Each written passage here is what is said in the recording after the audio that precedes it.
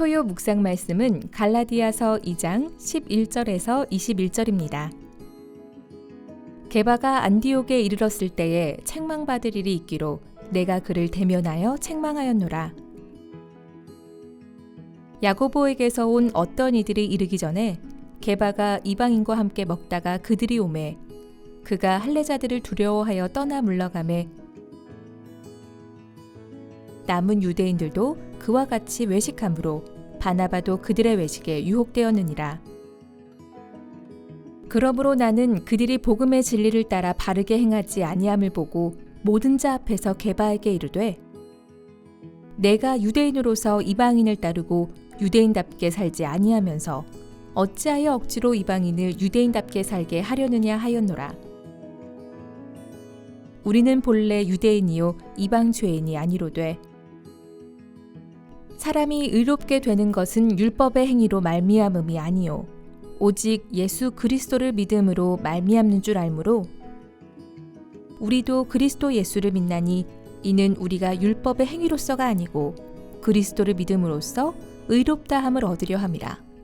율법의 행위로서는 의롭다함을 얻을 육체가 없느니라.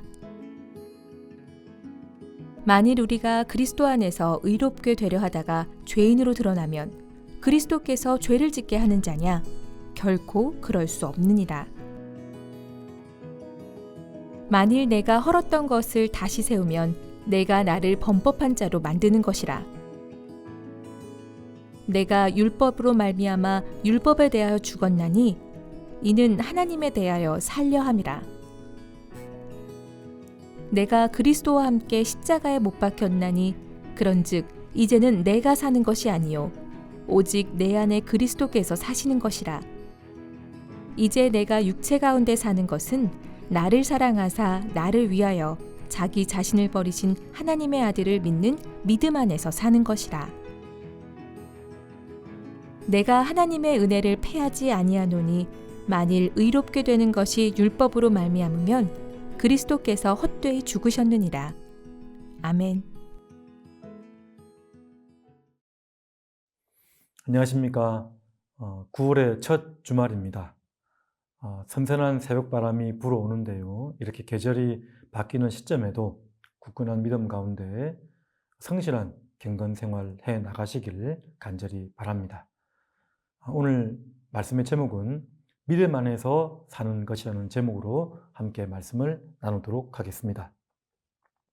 갈라디아서 말씀은 바울이 그 생애 초기에 쓴 서신입니다. 그래서 바울의 사도권을 이렇게 확립시키고자 변론하는 내용도 있고요.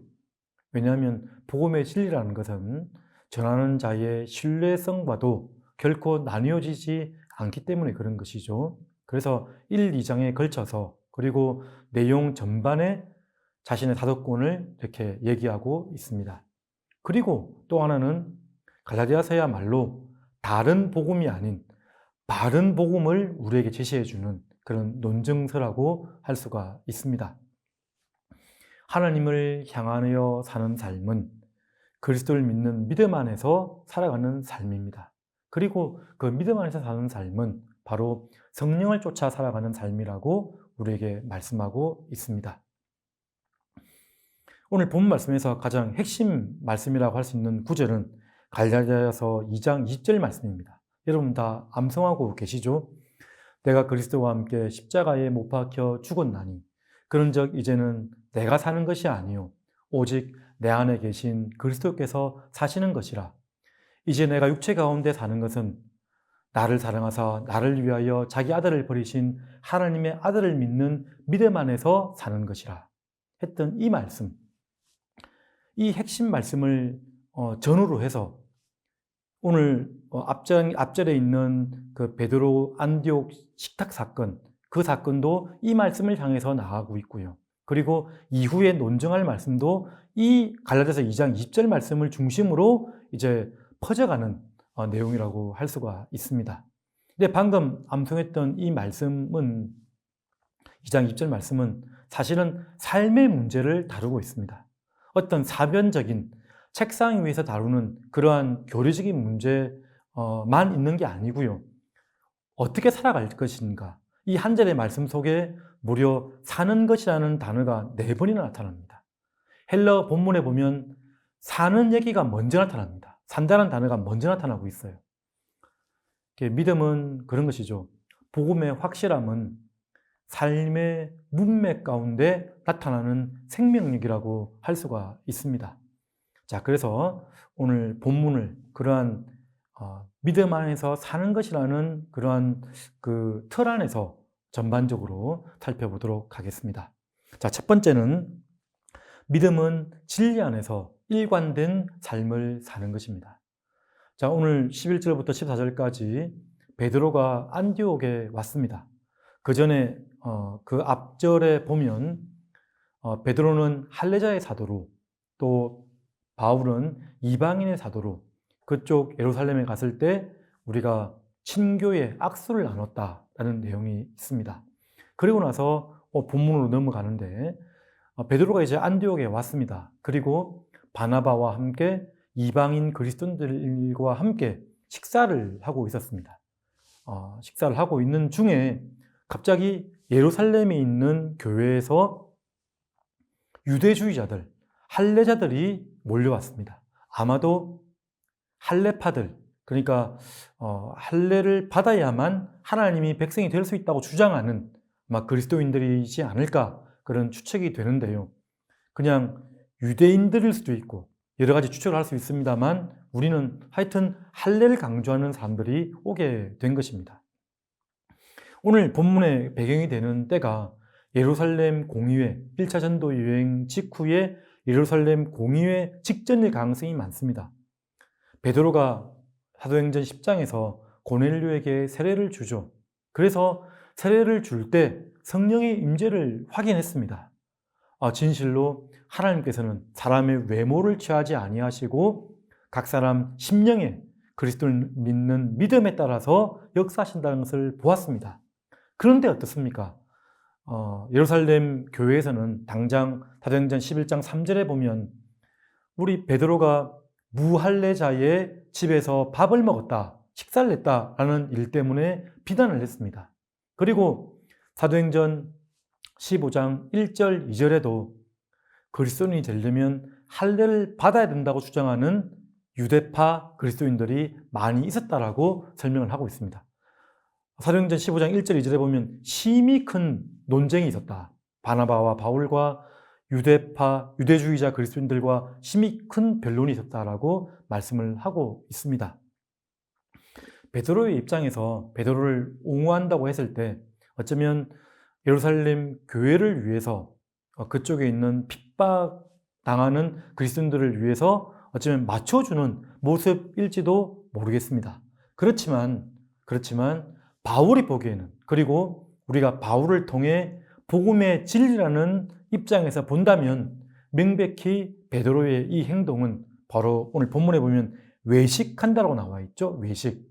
이 외식이라는 단어는 배우가 무대에서 대본을 보고 이제 대본대로 연극을 하는 그런 모습이라고 할 수 있습니다. 가면을 쓰고 연극을 하는 모습이죠. 그런 외식과 위선적인 모습이라고 이렇게 표현하고 있다는 것입니다. 베드로가 이방인 그리스도인을 떠났을 때 이 그리스도인들은 얼마나 큰 혼란과 또한 실망이 있었겠습니까? 그러한 이방인의 사도로서 베드로에게 아주 대선배죠. 베드로로 가면 대사도 아니겠습니까? 근데 이방인의 사도된 자격으로 당당하게 베드로에게 이런 질책과 책망을 하고 있는 것을 우리가 볼 수가 있습니다.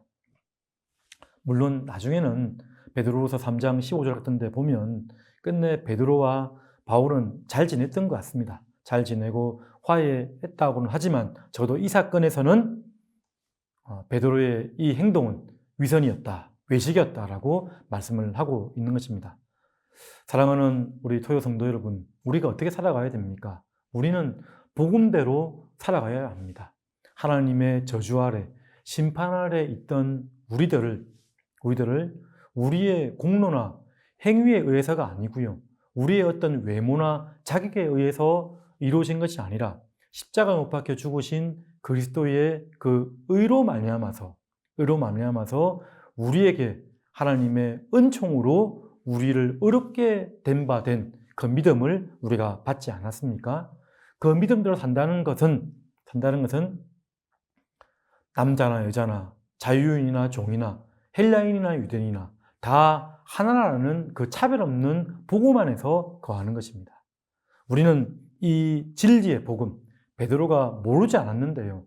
그 이방인에게 하나님의 영이, 하나님이 함께 하실 수 있다는 것을 모르지 않았는데 가식적인 태도를 보임으로 말미암아 책망받았던 것처럼 그렇게 살면 안 되고요. 우리는 바로 복음의 진리 안에서 일관된 삶을 살아가야 될 것입니다. 자, 두 번째는 그 믿음이라는 것은 그리스도를 통해서 어렵다 여김을 받는 것이라는 겁니다. 어렵다 여김을 받는 것. 제가 방금도 말씀드리긴 했는데요. 특별히 오늘 16절 말씀을 한번 보십시오. 16절 말씀에 보면 사람이 어렵게 되는 것은 율법의 행위로 말미암음이 아니요 오직 예수 그리스도를 믿음으로 말미암은 줄 알므로. 자, 16절을 읽을 때 여러분 3번씩 반복되는 단어가 있습니다. 어렵게 된다는 단어와 또 율법의 행위라는 단어, 그리고 예수 그리스도를 믿음으로 말미암는 단어입니다. 3가지 단어가 3번 나옵니다. 그래서 우리도 그리스도 예수를 믿나니 이는 우리가 율법의 행위로서가 아니고 그리스도를 믿음으로써 의롭다함을 얻으려 함이라. 율법의 행위로서는 어렵다함을 얻을 육체가 없느니라. 율법의 행위와 그리스도를 믿는 믿음을 대주해서 설명을 합니다. 어렵게 되는 것은 율법의 행위가 아니라는 겁니다.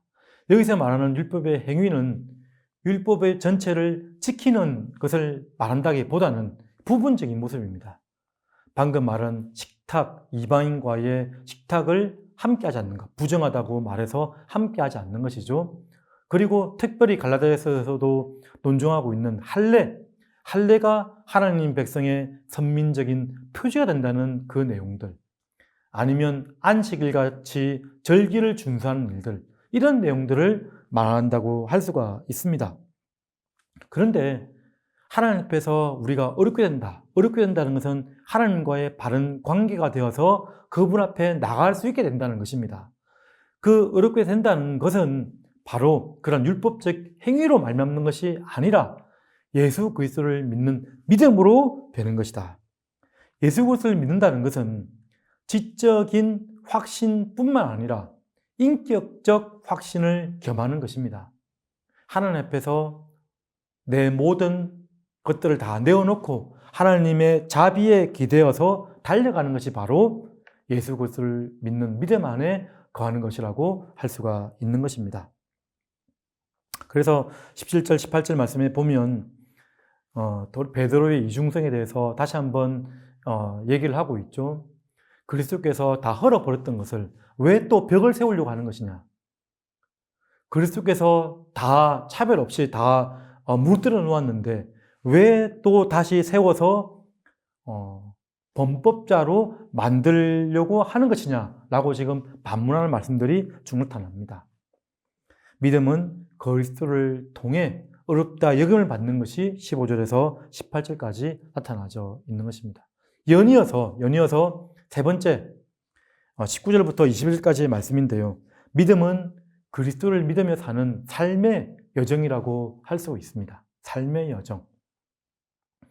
그것은 아까 읽은 갈라디아서 2장 20절 말씀에 자세하게 나타나져 있는데요. 첫 번째는 자기 자신을 부인하는 것이죠.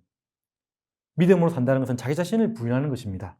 19절에 보시면 내가 율법으로 말미암아 율법에 대하여 죽었나니 이는 하나님에 대하여 살려 함이라. 20절 내가 그리스도와 함께 십자가에 못 박혔나니. 그러니까 내가 죽어야 됩니다. 나를 부인해야 됩니다. 내 육체의 욕심을 버려야 되고요. 죄악을 버려야 되고 이 세상에 속한 것들을 사랑하는 마음들을 버려야 됩니다. 나를 죽여야지, 나를 부인해야지 하나님께 대하여 살아갈 수 있는 것을 지금 설명을 하고 있는 것이죠. 그러면서 믿음 안에 산다는 것은 무엇이냐면 이제 1인칭 단수로 되어 있지 않습니까? 나를 위하여, 나를 사랑하사. 예수 그리스도께서는 나를 사랑하셔서 자기 몸을 버리셨다고 말씀합니다. 나를 사랑하시는 분이라는 것입니다. 여러분, 하나님이 나를 사랑한다는 확신 가운데 거하고 계십니까? 그리고 또한 나를 사랑하사 나를 위하여 자기 자신을 버리신, 나를 위해서 예수 그리스도께서 자신을 버리셨다는 사실을 여러분 확신하고 계십니까? 이 두 가지 사실, 하나님 나를 사랑하신다, 하나님은 나를 위해서 자기 자신을 버리셨다, 이 두 가지를 우리는 잊지 말아야 됩니다. 이 두 가지를 기억하고 살아가는 것이 바로 믿음으로 사는 삶의 여정이라고 할 수가 있는 것이죠. 그래서 그리스도께서 내 안에 다시 사는 것은 십자가에 못 박혀 죽으셨다가 3일 만에 부활하신 그 그리스도의 영이 내 안에 계셔서 나를 주도하며 살아간다는 것이죠. 성령을 따라 사는 삶. 그래서 1장, 2장까지 성령이라는 단어가 나타나지 않습니다. 그래서 3장부터, 갈라디아서 3장부터 성령에 대해서 나타나고 있고요. 특별히 후반부로 갈수록 5장, 6장으로 가면 성령을 쫓아 살아가는 삶이 무엇인가를 자세하게 우리에게 소개하고 있는 것입니다. 자, 오늘 말씀, 우리는 복음의 진리에 따라서 믿음으로 성실한 삶을 살아가야 된다라고 말씀을 드렸습니다. 그리고 그 믿음은 그리스도를 통해 어렵다 여김받는 것이라고 말씀드렸고요. 그리스도를 믿는 믿음 안에서 살아가는 삶의 여정이라고 말씀드렸습니다. 그리고 그 삶의 여정은 오늘 복성같이 내 안에 계신 그리스도께서 사시는 것이라고 했던 것처럼 성령께서 내 삶을 주도하여 살아가는 삶인데요. 내일 계속해서 살펴볼 본문이긴 한데 한번 딱 한 부분만 보도록 하겠습니다. 갈라디아서 5장 5절 6절 말씀입니다. 우리가 성령으로 믿음을 따라 의의 소망을 기다리노니, 성령으로 믿음을 따라 최종적 종말론적 완전한 의의 소망을 기다리며 인내하며 살아간다라고 말씀을 합니다. 6절에서는 그리스도 예수 안에서는 할례나 무할례나 효력이 없으되 사랑으로서 역사하는 믿음뿐이라. 할례자나 무할례자나 다 하나이며 큰 의미가 없다. 그렇지만 사랑으로서 역사하는 믿음뿐이라고 우리에게 말씀을 하고 있는 것입니다. 자, 이 갈라디아서 5장 6절 말씀에 보면 세 가지 단어가 함께 나타납니다. 성령의 열매, 물론 5장 후반부에 가면 9가지 열매가 나타나죠. 근데 그 전에 믿음, 소망, 사랑이 나타나고 있습니다. 성령을 쫓아가는 삶의 열매는 바로 믿음으로 산다는 것은 바로 주 안에서 믿음, 소망, 사랑의 열매를 맺어가며 살아가는 삶이라고 할 수가 있는 것입니다. 오늘 본 말씀을 묵상하시면서 성령을 따라가는 삶에 대해서 함께 묵상하고 생각해 보면 좋을 것 같습니다. 우리 사랑하는 성도 여러분, 믿음, 소망, 사랑의 열매를 많이 맺으시고요. 의의 열매 가득한 또 한 주간의 삶이 되시기를 주님의 이름으로 축복드립니다. 자, 우리 다 같이 기도하도록 하겠습니다. 진리 안에서 성실한 삶 살겠습니다. 기도했으면 좋겠습니다. 그리스도를 통하여서 어렵다 여김받은 삶, 성령을 쫓아 살겠습니다. 내 안에 성령께서 풍성히 임하여 주시옵소서. 성령 충만함을 위해서 기도해 주시고요. 믿음, 소망, 사랑의 열매를 위해서 다 같이 기도하면서 또 하나님 사랑, 또 이웃 사랑을 위해서 또 가지고 있는 많은 기도 제목을 두고 기도하며 나가도록 하겠습니다. 은혜가 풍성하신 하나님 아버지, 진리의 복음을 듣게 하시니 감사드립니다. 내가 그리스도와 함께 십자가에 못 박혀 죽으면 그런 적이 지는 내가 사는 것이 아니요 오직 내 안에 계신 그리스도께서 사시는 것이라. 예수 그리스도가 내 주인 되셔서 살아가길 간절히 원합니다. 성령을 쫓아 살아가는 삶이 되길 간절히 원합니다. 믿음, 소망, 사랑의 삶의 열매를 맺게 해주시고 하나님 끝까지 인도하여 주시고 붙들어 주시옵소서.